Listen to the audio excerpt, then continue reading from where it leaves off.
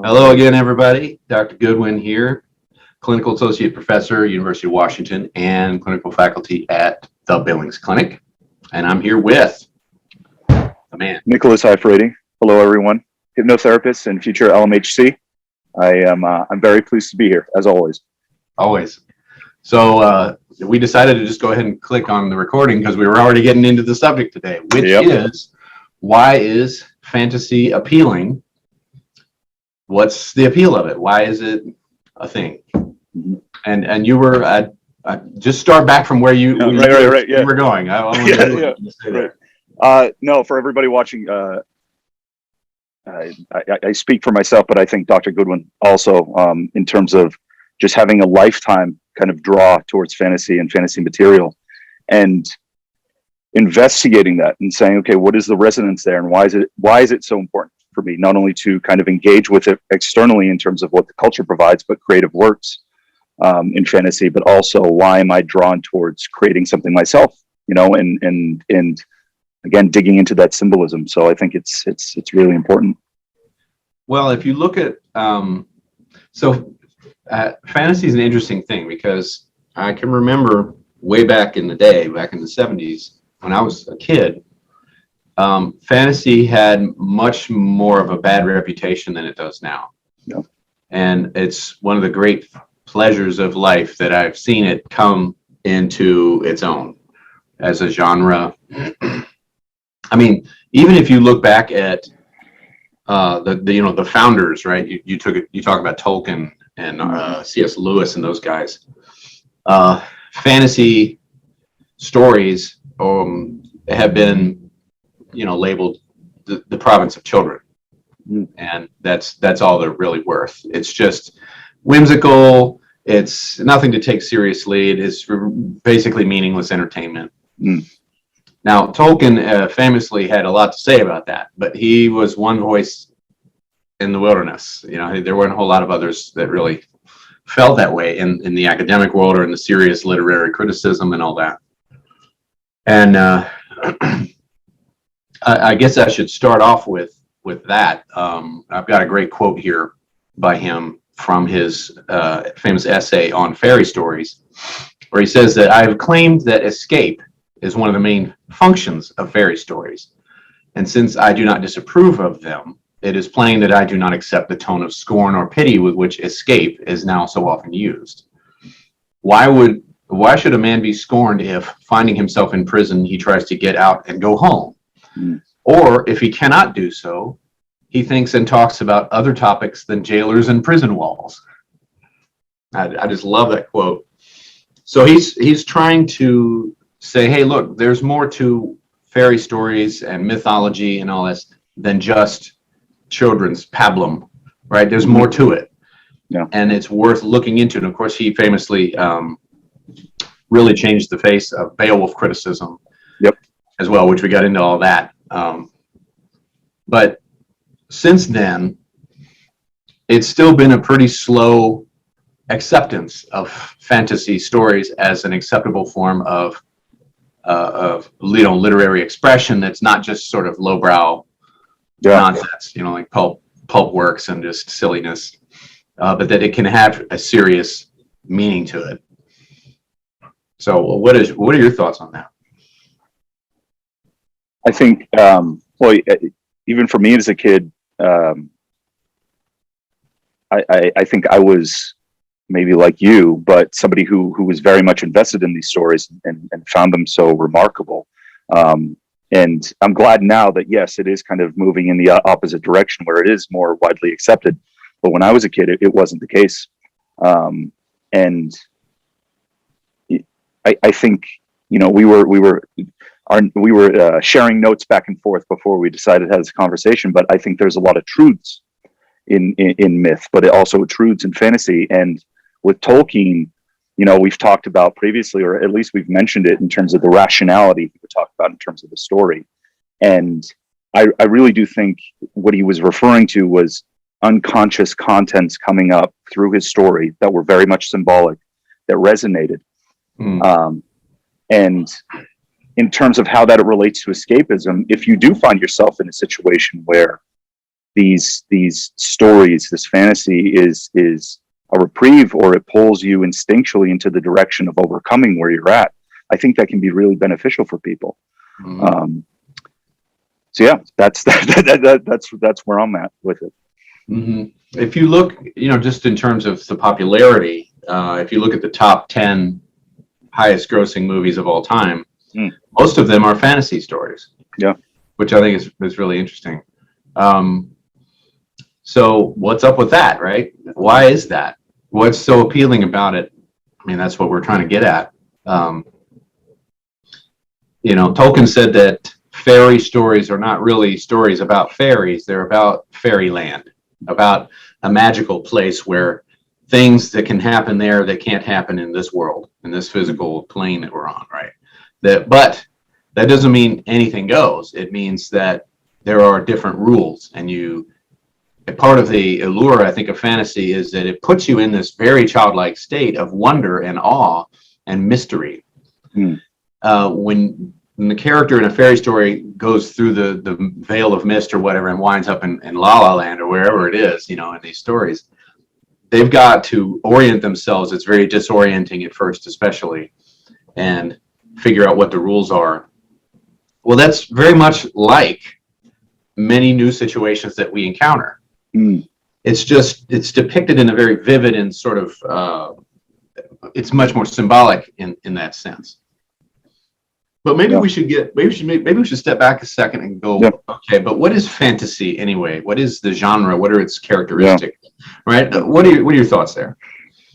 Actually, I like your notes on this. I think you should start with this, because I think you really kind of delineated the difference between certain types of fantasy, and I really enjoyed it. So, okay, well, now I'll full disclosure here. Now this is from my own thinking about genre, but also I've been influenced by several, I think, really useful works. One of which is an author named John Truby, who's a storytelling guru, and he has a website and all this, and it's really cool stuff.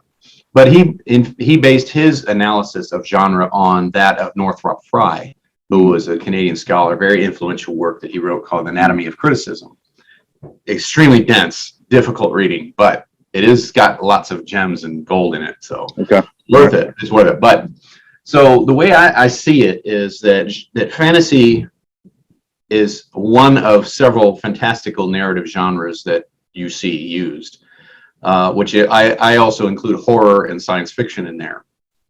I kind of put them together as cousins, as it were. And I think that the reason why and if you include these three together, you've got the bulk of most of the super popular stuff out there in terms of movies, you know.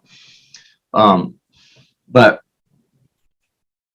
all three of these storytelling forms use fantastical elements to some degree or another.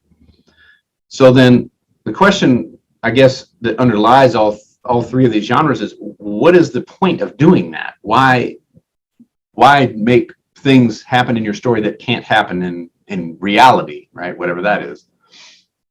And I think the answer is that storytelling is one of the most fundamental things that human beings do. We are storytelling creatures. The brain is a storytelling organ. It's a meaning-making organ. All right, I'm always saying that, because it's so much of what the brain is doing is oriented towards that activity. including dreams and memory and just mind wandering and default mode network and all of that fancy stuff. So if the purpose of the brain is to try to create meaning out of all the massive influx of information that comes into it, then it's, being an organic, entity, it's going to use any trick it can. And one of the tricks that it uses is to create symbolic narratives. It's as if this happened, and symbols, what symbols do, and by symbol, I don't mean anything stands for anything, right? There are laws and rules to symbolism. Maybe we should get into that someday. But you can find a lot of that on the videos that I've got here on dreams. So, go look at those if you want. But the point I'm trying to get at, though, is that if I'm trying to create a narrative that encapsulates the meaning of everything that's happened to me up to this point, I can't just list off one damn thing after another in the manner of a historical record, because it doesn't explain the meaning. It says this happened, then this, then this. It's kind of like a little kid telling you a story, and then this happened, and then this happened, and then this happened, right? There's no narrative core, and there's no meaning to any of that, right? There's no organic whole. And the brain is very much interested in creating organic whole where all the pieces fit together into one expression of meaning that's potent. And we use symbols because it's easy for us to understand things in terms of images. The brain is very visual, spatially oriented. And that's because of our evolutionary history. We're diurnal creatures, etc. So if I'm going to tell a story that encapsulates meaning, and I need symbols to do that, I'm going to have to break the rules sometimes and tell you it's a story, it's as if this happened, even though I know it can't really happen. It's as if it did. And by being able to bend the rules like that, I can actually be more complete and more accurate in the meaning I'm trying to express. So if I'm telling stories that are 100% constrained by only things that can happen in reality or in the everyday experience, let me rephrase that. As we'll get to later, I don't think there's a rigid boundary between fantasy and reality as much as we like to think there is. Okay. But the constraints on, if I were to say I'm only going to tell you things that are realistic, then I can't express the full meaning to the degree that I could if I let go of that rule. So horror and science fiction and fantasy are powerful genres because they accept at the outset that I don't have to be, quote, realistic, unquote. I don't have to only report to you things that happen at face value, that I see or experience at face value. I can bend the rules. I can say there's ghosts and there's dragons and there's elves and there's magic and there's spaceships and hyperspace and all that stuff. Nevertheless, I think that the genres have different thrust to them. They have a different orientation, right? So I think horror is an interesting in and of itself, right? Maybe we should do a whole video on that someday. But horror is weird because, like, why would I go to a horror movie at all? Why is it so popular? I'm going there to suffer.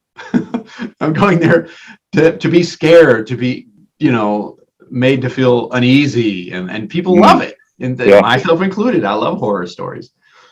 It's kind of like that, settling in around the fire and I want to hear a ghost story, that and it's like, scare me, it's strange, but yet it's very powerful. And the thing about horror is that it's about human devolution. It's about what might happen to us that will rob us of our humanity. If you look at all the great horror stories out there, that's the undercurrent there. Frankenstein or The Fly, right? The Fly is a great example because it's a normal guy and he devolves into this horrible monster, and he likes it, right? That's what's so uneasy about it, right? Or The Thing, that's another great horror classic, where you're never sure whether you're dealing with the real person or with the creature, right? And so the whole team of men in that station disintegrates and falls apart completely. And by the end of course, there's all this famous debate about what's really going on in that last scene in the thing, right? I won't spoil anything, but you got to pay really close attention, and it's not necessarily a happy ending. Who knows? Who knows? So that's what horror is about, I think. Science fiction is about what we could be, what we might be, and there's not a rigid line here, because some science fiction stories, kind of like Dune, have a horror element to them. It's like, this is where we might go, and it ain't nowhere good, right? So that could be, there's not a rigid boundary there, but it is oriented towards the future. Yep. And then there's fantasy. Okay, so fantasy, whereas in horror, the humans are constrained, right? Humans are not expected to be able to do anything outside of the ordinary in horror stories. In fact, that's the point. You want your humans to be at a disadvantage from the monsters or the invading aliens or whatever, the ghost, the thing, the monster, or whatever. They're not going to have superpowers or anything like that, typically in a horror story. That is broken sometimes. That rule's broken sometimes. But in that case, you're really kind of dealing with a fantasy horror. But let's not get too crazy with that. Anyway, so the outside entities, though, are not constrained. They can do all kinds of random crap. And right. This is one of the complaints about some horror stories. It seems like the monster can do whatever it wants. And and this is, I love the Conjuring movies, but sometimes I run into this where it seems like the demon or the entity can just do whatever it wants to the humans. And I'm like, well, why doesn't it just kill them if that's what it really wants to do? Right. In scene one, right? Why does it insist on making weird noises and banging on the walls and, doing all of that spooky stuff? It's fun, but it doesn't make much sense unless there's some kind of rules. So they're less constrained, of course, than the humans are. The humans can't just do whatever, but the monster is, or the entity or the invading whatever it is less constrained in horror. In science fiction, everything is constrained by what is so-called scientifically plausible. Right? There's an invading entity right there. All right. So as you're talking about invading entities, a spider just lands right on my lap. Interesting. Interesting. Yeah, right. Oh man. And okay, so anyway, so in science fiction, the constraints are what is considered to be scientifically plausible during the time period in which it was written. Okay. And they tend to stick with that for the most part in a science fiction. And the theme in that is not human devolution, it's human evolution. It doesn't necessarily have to be positive or uplifting, because sometimes it can be very unnerving what the science fiction author has in mind for what is coming next on the human development. Yeah. But it's still always about that, though. It's always about what's next. Fantasy is not about either of those things. It's not about devolution or evolution. Fantasy is about encountering the eternal, encountering the divine. That's why they're so often set in the past, because the past has this eternal feel to it. It's unchanging. It's the past. It's already happened, right? You can't go back and fix it or change it unless you're in some weird science fiction story, right? Right. But fantasy doesn't typically deal with that so much.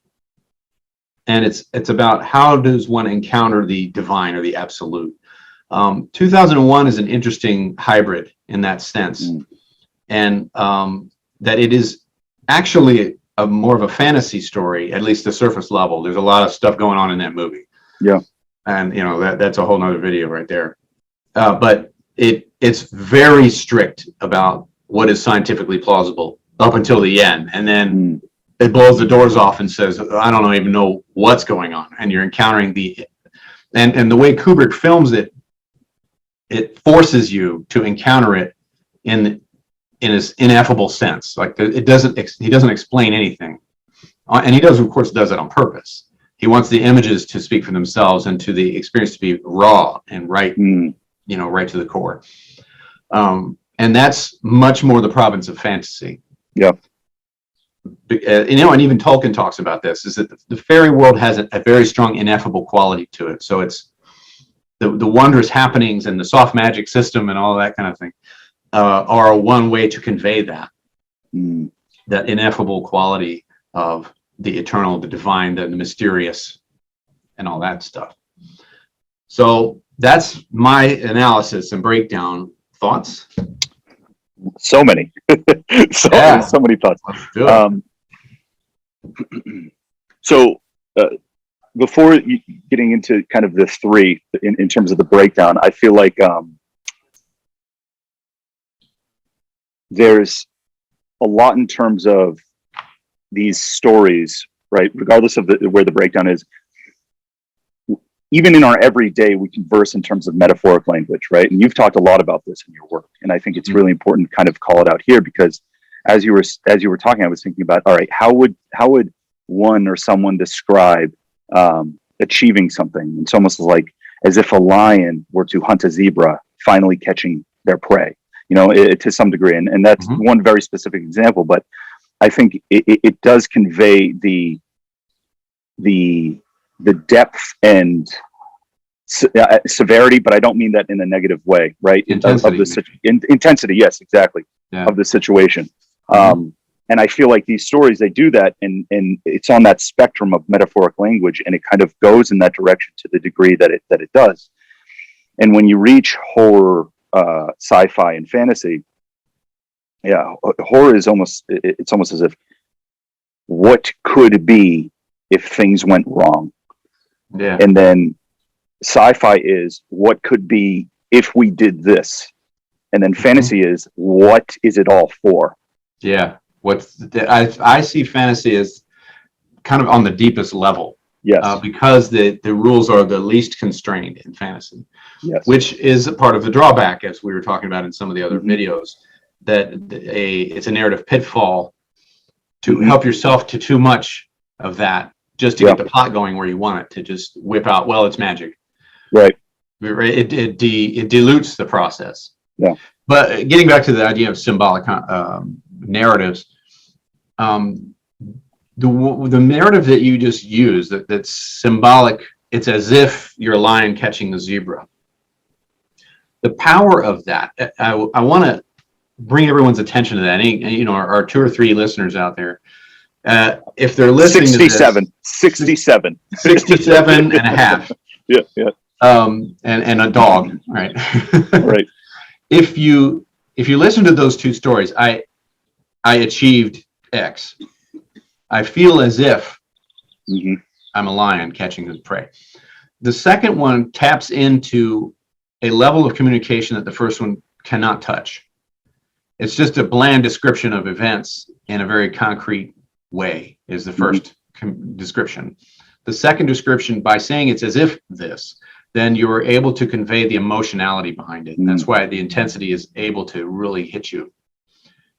And you can always, kind of be a blockhead about it and go, but you're not really a lion. You didn't really do that. Right. And that's where the problem with people trying to understand fantasy, when they come at it with that mindset, right, they completely miss the boat. And that could be why fantasy has had such a rough time of it amongst the critical circles of the world. As these people that are trying to analyze it are thinking too concretely, really, and maybe not feeling their way into it the way they should. You would think art critics with a high, well-developed feeling function would have a better handle of that, but maybe we need intuition function. I think with art critics, there's a large, but there's Adlerian stuff going on, power complexes. You're right, because magical realism is a highly respected type of fantasy story in the critical world. But if you're talking about knights and dragons and wizards, then they still look down their nose at that sort of stuff. Yeah. And I don't really see a whole lot of difference, honestly. Both of them use the same techniques for the same purpose. It's just one of them sets it in the past, and then one of them sets it in the current time frame. And maybe that's what the problem is. They can't get their head around that. Or why do we care about something that happened in the past? Because the past lives in the present, my friend. That's why. And it's still there. And that's why it has that eternal feel and that eternal quality to it. So ultimately, though, I think there is, if you can look at these 3 subgenres and ask, what is it really driving at? What are these stories really and truly about? My answer to that, and I want to hear your thoughts here, but my answer to that is that it is about the ego trying to understand what is beyond itself. at the core. When it's a horror, Mm. it could be stuff out there that could tear me to pieces, right? There's that primordial anxiety that is our birthright, right? We need that. Mhm. If we don't have it, our boundary is so permeable that we fall to pieces and we cease to exist. So, Mother Nature selected that crap out a long time ago. So we're all born with that. God's given boundary and anxiety over that boundary, which focuses our attention on like what's out there, what's not me, what might hurt me, how can I stay true to me? And so horror is really good at giving you a symbolic narrative that depicts that experience, whether it's existential dread, whether it's demons, where it's monsters or ghosts or whatever. All right, so a great example of this would be the Babadook. Yep. And the Babadook has such a really powerful psychological through line to it that it's quite easy to pick out, but it's done so well. And it's got such a visceral feel, right? She's processing grief, but the grief comes upon her like a monster. Yep. And threatens to destroy her and her son. That's some heavy stuff right there, right? And it's universal. Any of us could potentially run into a Babadook. Yeah. Right? Oh, that's scary. And the solution to it, I won't give that away, but the solution to it is genius. Absolutely genius. Science fiction, it's about where are we going, right? We're here now, but we're clearly barreling ahead at breakneck speed in terms of technological advances and changes in social structure and so forth. Where is it going, right? It can be anxiety ridden, but it can also be hopeful. Maybe we'll figure out a way to solve these problems. Maybe we'll be able to blah, blah, blah, right? This is where a lot of your transhumanists and all these kind of people go. Yep. I think not particularly healthy, but that's another subject. We could get into that later. Well, we'll get into that, I'm sure. Fantasy is about what is outside of me that is eternal. What is the gods, the elves, the spirits, life, death, time. All of that stuff is outside of the ego. And I'm trying to make sense of it and understand it and connect with it, whether it's in a reverential way, or whether it's fleeing from it, or whatever it is, There's all kinds of that stuff going on in Lord of the Rings, right? Every scene where the hobbits are stumbling upon these powerful warriors and heroes of old and elves and Gandalf and magicians and Nazgul and everything else is about that world, which the story as a whole argues is outside of us. And we are just trying to make our way through it. And he gives us a answer to what we're supposed to do, because the biggest threat is evil, right? It's the ring. And what do we do with it? Well, the only thing you can do is try to resist it as long as you can and try to destroy it. Yeah. But again, that's yet another video down the road. So that I think though that all of those types of storytelling and the use of fantastical elements are a way to describe that psychological process. And the reason why, now John Truby says that horror is the most psychological of the genres. I don't agree with that, but I do see where he's going with it. I actually think that fantasy is, but horror is very, very psychological, and so is science fiction. And fantasy is too. It's just more broader in scope. But the use of the fantastical elements is the dead giveaway that we're dealing with psychological elements. It's not just me pushing that interpretation on the genres. I think the reason why the genres use those elements is because it works. It's because you don't have those tools in a gritty drama or a crime, mystery. It's not about that. It's not about the equation of, encounter of the human with the divine. It's about solving a mystery and solving a puzzle, trying to figure out motives and figuring out, it's all within the human realm in those instances, right? Romance the same way. How do I connect with another human being on my level, right? Very powerful. And that's why romance is insanely popular, right? I think I read somewhere that half of all novels written are romance novels. Really? Yeah. So, I mean, that makes sense. To sneeze at. That makes a lot of sense, right? I've read some myself, just trashy romance novels. They're entertaining as hell sometimes. They really get you into it, So I'm not too good for that. And I do appreciate the appeal. Yeah. But you know, fantasy is my thing. So that's my favorite genre. But this is why I think. Again, I've talked a lot. Well, what are your thoughts? No. It's yeah, talk. Well, you bring up romance, and I feel like romance is an essential part of each of these kind of genres of fantasy, Yeah. right? And I think that we could go into that maybe some other time, but where horror, I think what makes certain archetypal narratives so resonant, regardless if there's an admixture of horror, sci-fi, fantasy, is kind of what is being instinctually expressed, being so resonant that it makes you as a viewer feel, what's happening. And I think you're spot on in saying that it's revealing to the ego or the ego as something that it is an emotive, effective realization when you're watching something like that, or reading something like that, or playing something like that. There's a moment when if it's done well, it clicks. Yeah. And you get this really powerful sense of I feel like I've got it. Yeah. Even if I can't necessarily express it in words, I got it. And I remember reading these papers that were talking about dreams and how the connection between dreams and memory, and how dreams organize memories into these narratives that are designed to construct meaning out of what's going on.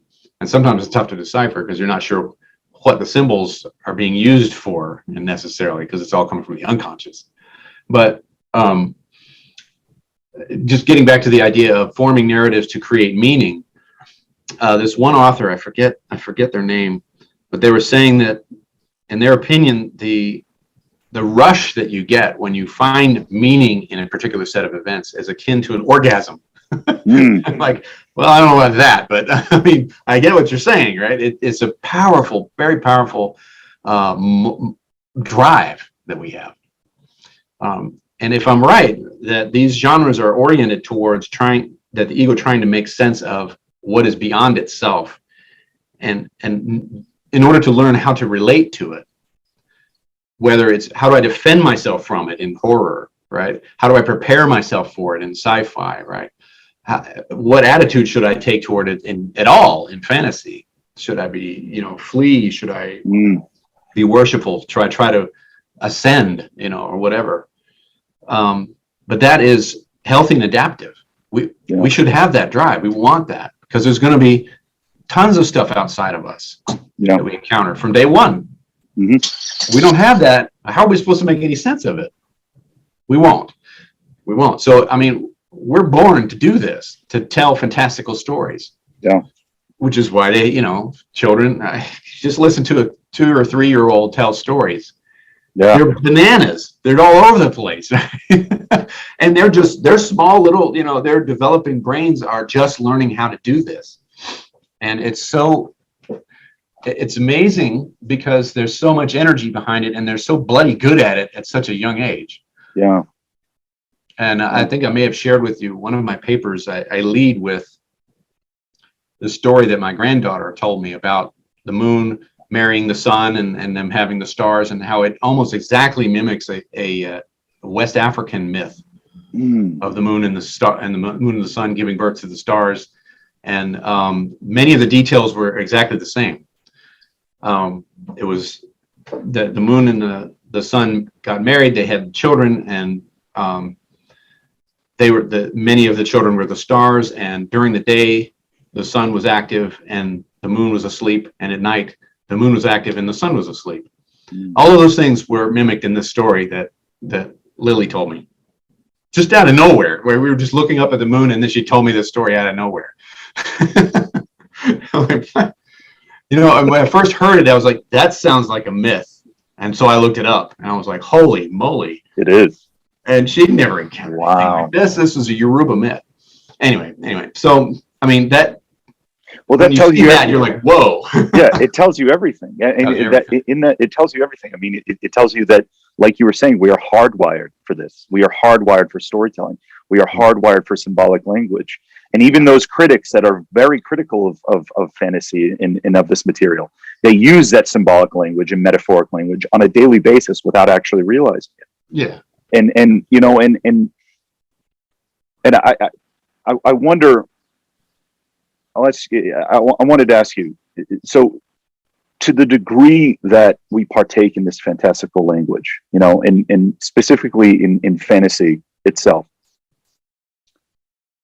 it seems to me that a lot of fantasy stories are that, yes, you have these very human instinctual expressions coming through, but the overcoming of adversity is directly tied to a metaphysical truth through action, through human action, right? And you see this, I mean, specifically in the Lord of the Rings, but a lot of stories out there in general, in terms of fantasy, it is that, I mean, Tolkien has pretty much said this is a story about God, but God is never mentioned throughout the entirety of the Lord of the Rings. Yeah. But it's the interaction of these characters that are overcoming this evil that is literally good overcoming evil, meaning that the metaphysical good overcoming evil through them. So yeah. I want to know your thoughts on that. Well, that digs into a lot of Lord of the Rings stuff, specifically. And I think that what Tolkien is doing with the Lord of the Rings is saying that what is outside of us are these very potent forces for good and evil. And we're stuck in the middle, and we have it up to us to decide what to do with the time that is given to us, right? That's where that quote comes in. And what that means, though, he doesn't just leave it at that. He gives us a prescription for what he thinks is the right course of action. Okay, and the curious and interesting thing, and we'll get into this when we do some more Lord of the Rings videos more in depth, I think, but the curious thing about this is that he presents evil as not an abstraction. And this is the strength of fantasy. You don't have to do this. It's not a concept or an idea. The concepts and ideas can be explained away and, you know, rationalized away with sophistry and all of that. And that's a part of that is in the story too, because Sauron does that kind of stuff in the book. But here it's a concrete entity, right? It's in your face. There's Nazgul, there's orcs, there's Sauron. But ultimately, you have to decide what you're going to do with that. And the argument that he makes in the book is that you have to fight it, even though the odds are going to be overwhelming, even though you can't possibly win. And he takes that seriously. Yeah. That's why Frodo fails at the end and decides, no, I'm going to hang on to the ring. Because in his estimation, I think in Tolkien's belief, evil is irresistible. That's kind of dark. Yeah. Right? But I mean, this is a guy that marched through the trenches of World War I, and he saw some dark stuff, I'm sure. Yeah. Yeah. And so when he says that, you can feel the power behind that. And yet, the reason why I think the Lord of the Rings is so powerful is because he does not skimp on evil. He doesn't undercut it. Instead, he says, this is how powerful it is. You can't beat it. All the best you can do is fight it to the absolute utmost. And then you will be rewarded by the divine with something he called the eucatastrophe, which is a shift in fortune. And it's basically God essentially rewarding you for hanging in there. Yeah. Right. Yeah. Right. That's why Gollum. That's why they didn't just chuck Gollum off of the cliff into Mount Doom. He had the ring back. Yeah. But he just happened to slip and fall in, and that seems anticlimactic. And it's against the typical rules that you hear people, say that to use, but it fits so perfectly with what he was trying to convey symbolically. It works. It works. And I remember reading, or not reading, but listening to Peter Jackson talk about this, how to depict that scene, because in the book it's so cerebral what happens, right? He falls in, it just happens to slip and fall in, and if you're not paying attention, you're going to miss the whole point. Right. All that stuff I just said. Right. And he said, if I put it on screen, it'll be even worse, So he had to draw it out a little bit more and include that scene of him reaching for Sam and all that kind of stuff. And I thought it worked really well in the movie. That was done really well. Yeah. But it's not an exact, duplicate of what was in the movie. But it maintains the theme. It maintains the message that he was trying to give. And that message runs through the entire trilogy and the Silmarillion as well. And that if you're not careful, you can find yourself on the bad side without even trying, without even meaning Right. to, even well-meaning. Mm. Right. So like Gandalf talks about that. Then of course Galadriel is tempted, and both of them are like, no. Yeah. No. If I choose that, I will become evil, even though I'm not evil right now. It'll make me that. That's very interesting. Yeah, that is. It's really powerful. It's very Catholic, Mhm. which of course he was. But it's it's got a lot of muscle behind it. Mm. Does that answer your question? Or did I go Yeah, no, that was yeah. down the side road? I didn't mean to go down a Lord of the Rings rabbit hole, but I think you're right when we need to kind of Talking about fantasy. invest. Oh yeah, right. Invest in maybe just doing the Lord of the Rings series altogether. Yeah. But another part of kind of Tolkien's work is friendship, right? And it's what we're fighting for. And I think you brought up a really good point: is that in the face of all this overwhelming odds, it's not that the fight isn't necessarily the reason. It's the people that we love, and it's the people that we care about. Mm-hmm. Yeah, famous quote by Faramir. Right. And I don't love the sword. I love only what it defends. Yeah, exactly. More or less. That's what he says. Yeah. And I feel like good fantasy really does do that. And I mean, I know both of us have recently watched the latest season of Stranger Things. We both absolutely adore this series. But a lot of that resonates within there as well. Oh yeah. Yeah, definitely. Yeah. Stranger Things is another one that's pure fantasy. Yep. Masquerading as science fiction. Mm-hmm. But it's fantasy. And they don't even really try to hide it that much. I mean, they introduced the very first, my wife and I have started rewatching the series and starting at the first one. And of course, the very first episode is a bunch of little kids playing D&D. Yep. Demogorgon. Right.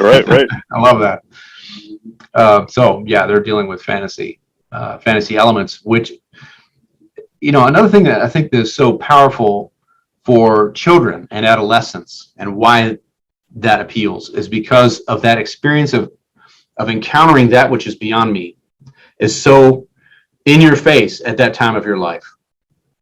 See? So like, as you're growing up, as you're a teenager, you're constantly running into new situations that are outside of your understanding. And so fantasy, horror, science fiction, they're really potent ways to help you manage those things and help you understand them. Also, and if used well, it can help you even navigate them, because you can do exactly what the Stranger Things kids do, which is, this is just like fighting the Demogorgon. Let's go find the rules for how to deal with that, or maybe this is like Ghostbusters, or, all that stuff, right? So they're using these fantasy narratives, which are designed to do the thing that they're wanting to do. They just don't realize that's what they're doing, but they are. And I don't even know if the writers intended for that to work out like that, but there it is. Maybe it's just, again, it's so hardwired and ingrained that we can't help but do that. So I think if you look at it that way, then it becomes very functional. But that doesn't mean that every fantasy story out there is done well. And so maybe the next thing we should talk about is what differentiates good, well done fantasy story versus not. But what are your thoughts on that? I think if fantasy follows like self-realization, and I think it has to be archetypal there. Like if it is following these true threads of human experience, and that's there's depth and breadth there that it's undeniable to a certain degree. I think if self-realization, and I'm talking specifically in terms of personal development here, like you were saying, the Stranger Things kids, they go out and they use this example in order to actually experience, right, and do something. Yes. Mm-hmm. I think if self-realization is following fantasy, there's something else at play there potentially.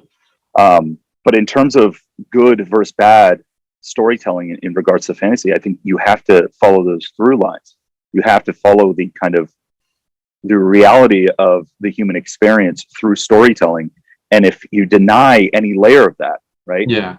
And then you run into, well, what is this?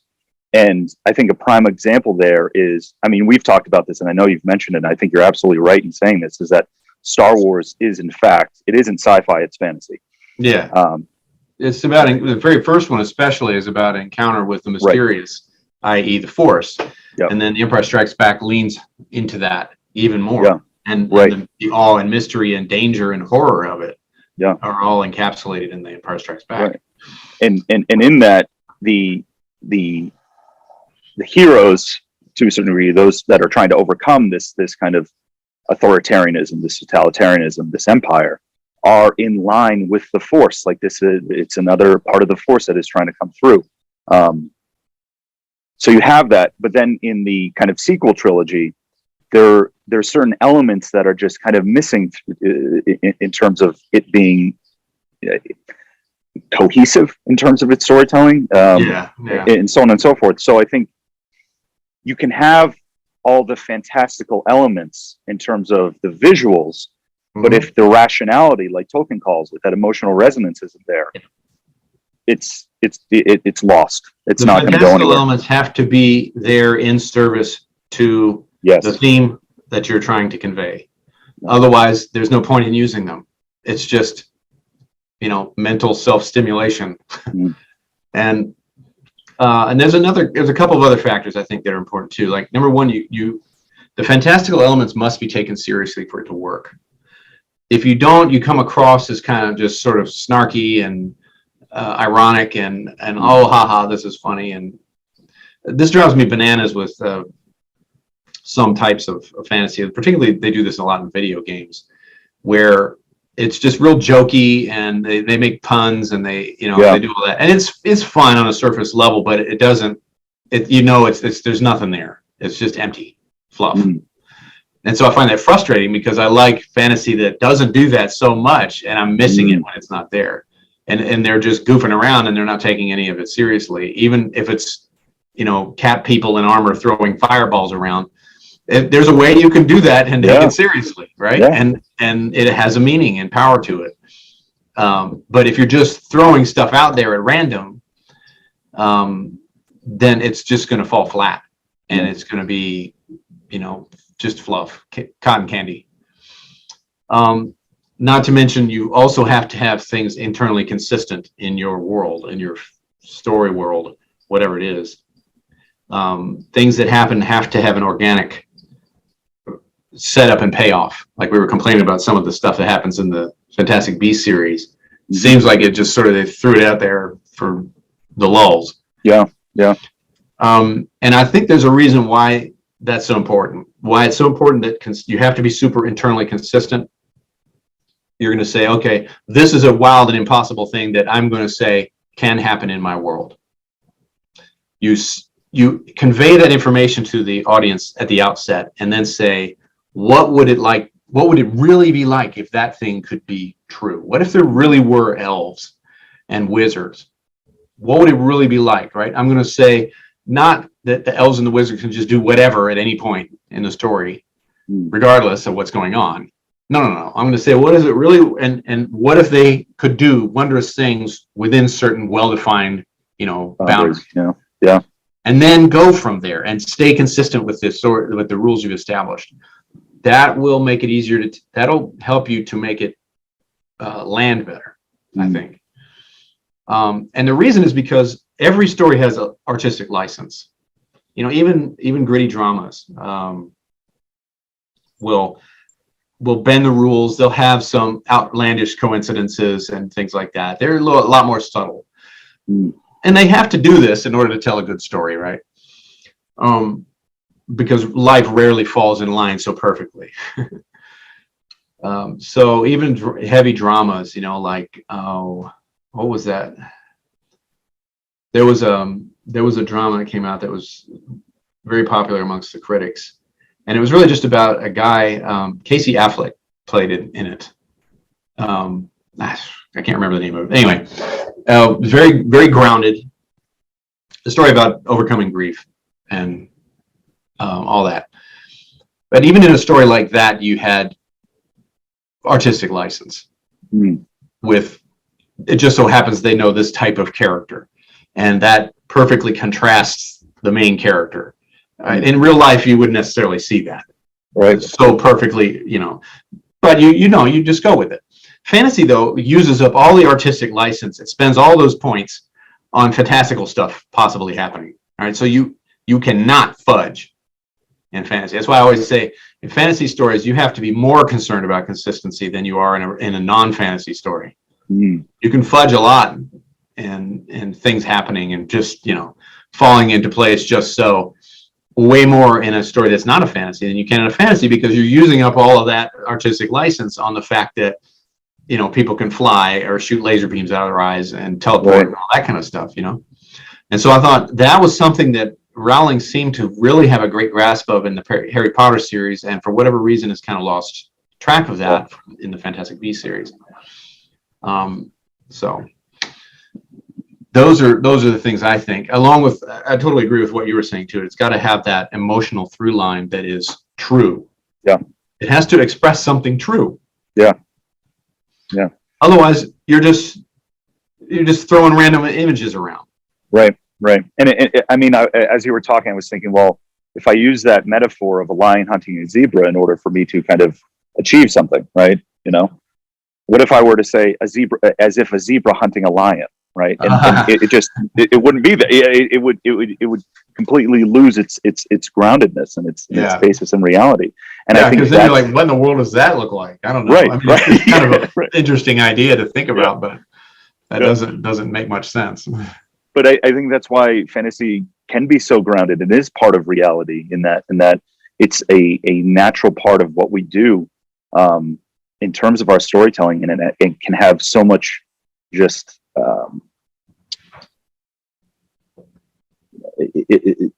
distinctively resonant just appeal to so many people. I think the escapism quote by Tolkien is pretty relevant. Because fantasy stories and sci-fi and horror have all been labeled escapism. If you go back to his metaphor of the prison and him saying, in particular, I liked it where he's talking about, okay, if I can't escape the prison, then should I do nothing but talk about walls and jailers? And when you put it that way, of course, he's using symbolism there. Yeah. It really lands home what he's getting at, in that just because it's not possible doesn't mean that it's not worthwhile to entertain the impossible. But I think if you're doing that sort of thing as a way to just escape, it doesn't necessarily mean it's good or bad. It depends on the nature of the prison.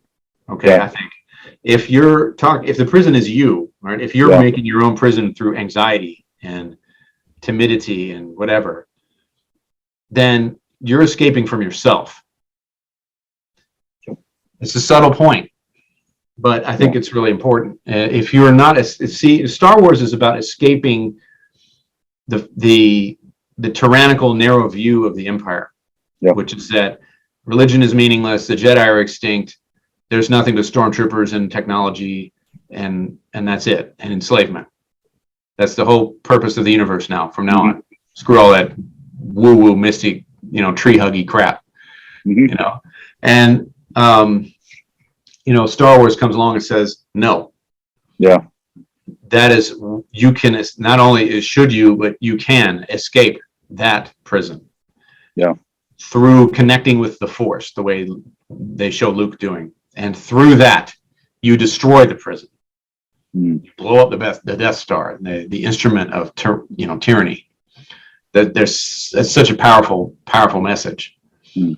And people were lining up to see it over and over again and had no idea why. Yeah.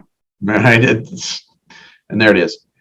But if you are just doing it because you're too afraid to leave your house or go that next step in your life, seek out that new relationship, say, well, I'm just going to retreat into video games and fantasy and la la land, then I think what you're doing is basically using a natural talent and drive, an innate drive, in a way that is not actually intended to be used. Right.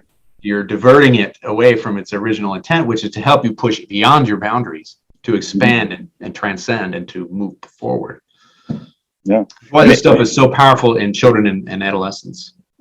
in that sense, if you are using it as a distraction, you are the empire in a sense. Yeah. You are that thing that's keeping you in repressed. And I think, I mean, I've been there, and I know we've talked about it on your channel, and I've talked about it on mine, is that, you know, fantasy, it can be so deeply expressive and deep and such a, it can propagate so much pleasure and joy in life, especially when you share it amongst people that you care about and they care about it as much as you do. But I think the point is to share it and to be out in the world while sharing it. Yeah. And I've gotten lost in that myself in terms of just receding in and using this as a salve almost where it shouldn't be. Yeah. Well, and I think that the error that is occurring there, the fundamental problem with it is the assumption that the fantastical and the mundane are truly separate when they aren't. They are not separate. If you are able to withdraw into yourself, into fantastical la la land, right, and escape the real world, quote unquote, you're already making that presupposition. You're dividing the universe into in my head and outside my head, when the whole purpose of fantasy is to push you outside of that boundary, into the world. Going beyond oneself into the future, as in science fiction, beyond oneself into terrifying places, right? The thing about horror is that at the end, there's a confrontation with the monster, whatever it is, right? Alien is a great example. At the end, it's mano a mano, Ripley versus the alien, right? And aliens just ramp that up, but it's the same confrontation, her and the queen, and they duke it out, right? But that's you versus your fears. That's you versus the unknown, which is always depicted as monsters and dark and terrifying and full of claws and slime and bug eyes and all that stuff, right? And then in fantasy, it's going into the realm of the gods, understanding the eternal and the absolute. But that stuff is not just done in your head. It's done in the world, everyday things. The key is, I think, to have the right mindset, one of non-duality. Yeah. Find that there is magic in every day. Dirt, plants, blood, guts, the grunt and sweat of a weary life, as Hamlet says. But there's magic in there, and that's what you got to find it, right? I think that's the end point that fantasy narratives are trying to aim us towards.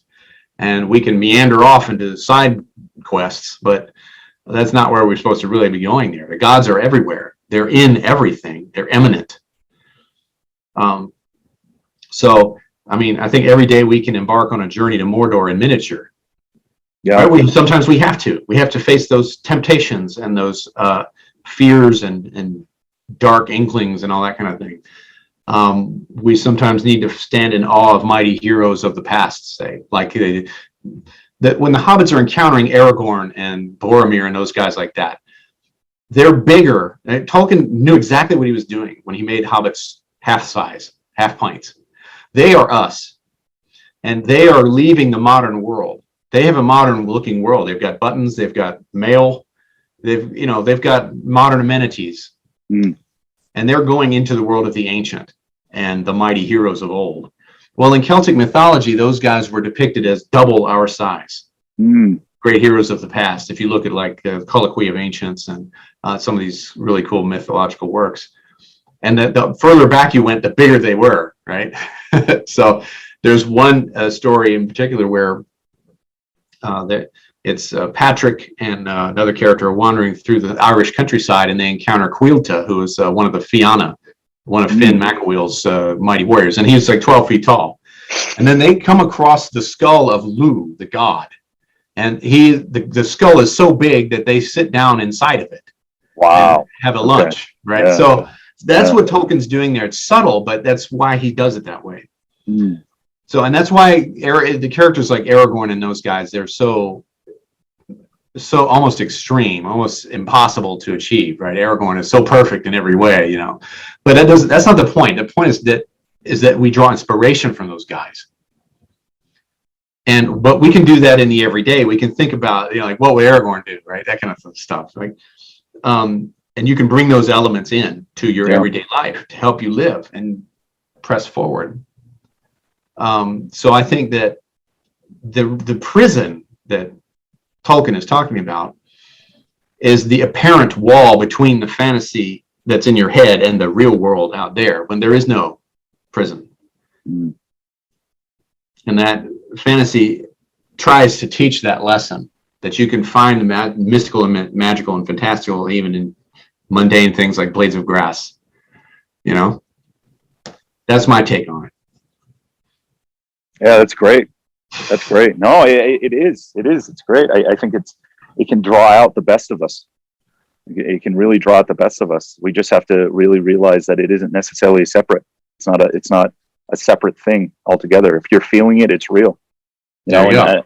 I remember what it's as if the fantastical things are happening right there in the moment, in reality. Yeah. Just because you're feeling it doesn't mean it's not real. You know, just because it resonates doesn't mean it isn't real. It's calling you. It's calling you out. Of course, it's in your head, Harry. Why does that mean it's not real? I was just thinking that. I beat you to it. Yeah, you did. You really. Oh my God! I wanted that to be my last word. Yeah, all right. It's all gravy. All right. Well, Dr. G, as always, thank you for having me. This was a great conversation. Many more to be had. All righty. We'll be there. All right. Thanks, guys.